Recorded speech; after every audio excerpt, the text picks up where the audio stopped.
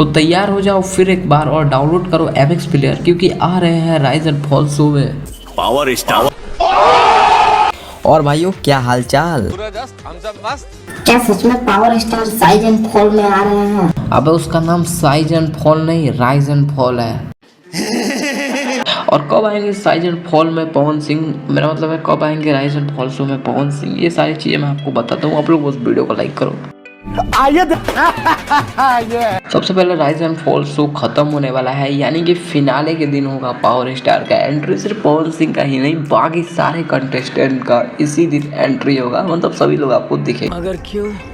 अब देखो भाई, जो लोग एमएक्स प्लेयर डिलीट कर दिए हैं फिर से डाउनलोड कर लो यार, क्योंकि पवन सिंह जो आ रहे हैं एंड टीआरपी भी बढ़ जाएगा सिर्फ 1-2 एपिसोड के लिए, क्योंकि उसके बाद तो शो का द एंड हो जाएगा। और एंड से याद आया वीडियो को भी द एंड ही कर देते हैं।